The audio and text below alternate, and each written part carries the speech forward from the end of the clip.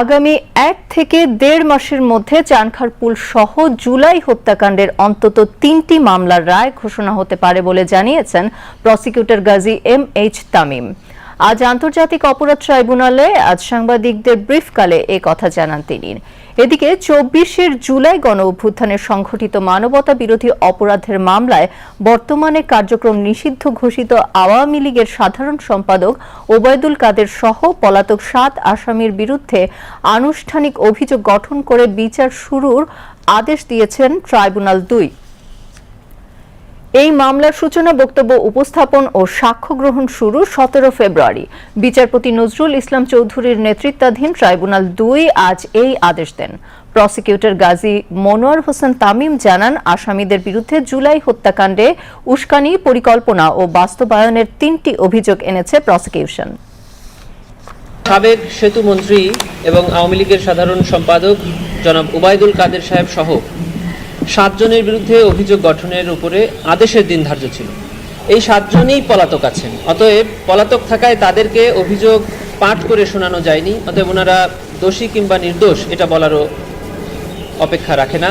তাদের বিরুদ্ধে মূলত অভিযোগ প্রসিকিউশনের পক্ষ থেকে যেটা আনা হয়েছিল সেটা হলো, জুলাই গণঅভ্যুত্থান চলাকালে 14ই জুলাই তৎকালীন প্রধানমন্ত্রী আন্দোলনকারীদেরকে উদ্দেশ্য করে রাজাকারের বাচ্চা, রাজাকারের নাতিপুতি বলে সম্বোধন করে উস্কানিমূলক বক্তব্য প্রদান করে, যার প্রেক্ষিতে আন্দোলনকারীরা ফুঁসে ওঠে এবং আন্দোলন আরও তীব্রতর হয়।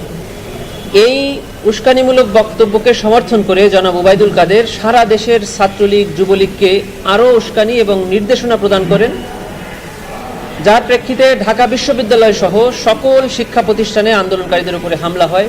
তাদের বিরুদ্ধে আগামী 17 ফেব্রুয়ারি 2026 তারিখে ওপেনিং স্টেটমেন্ট এবং প্রসিকিউশনের উইটনেসের দিন ধার্য করা হয়েছে। এই মামলায় ওবায়দুল কাদের ছাড়াও অপর আসামিরা হলেন কার্যক্রম নিষিদ্ধ ঘোষিত আওয়ামী লীগের যুগ্ম সাধারণ সম্পাদক আ.ফ.ম. বাহাউদ্দিন নাসিম, সাবেক তথ্য ও সম্প্রচার প্রতিমন্ত্রী মোহাম্মদ আলী আরাফাত, যুবলীগের চেয়ারম্যান শেখ ফজলে শামস পরশ ও সাধারণ সম্পাদক মইনুল হোসেন খান নিখিল এবং নিষিদ্ধ ছাত্রলীগের কেন্দ্রীয় সভাপতি সাদ্দাম হোসেন ও সাধারণ সম্পাদক শেখ ওয়ালি আসিফ ইনান। অন্যদিকে জুলাই গণঅভ্যুত্থানের প্রথম শহীদ রংপুরের শিক্ষার্থী আবু সাইদ হত্যা মামলায় রাষ্ট্রপক্ষের দ্বিতীয় দিনের যুক্তিতর্ক উপস্থাপন চলছে আজ। বিচারপতি নজরুল ইসলাম চৌধুরীর নেতৃত্বাধীন ট্রাইব্যুনাল 2 সকালে এই যুক্তিতর্ক উপস্থাপন শুরু হয়। এছাড়াও 2016 সালে রাজধানীর কল্যাণপুরে জাহাজবাড়িতে জঙ্গি সাজিয়ে 9 তরুণকে হত্যা মামলার তদন্ত প্রতিবেদন 3 ফেব্রুয়ারির মধ্যে দাখিলের নির্দেশ দিয়েছেন ট্রাইব্যুনাল 1।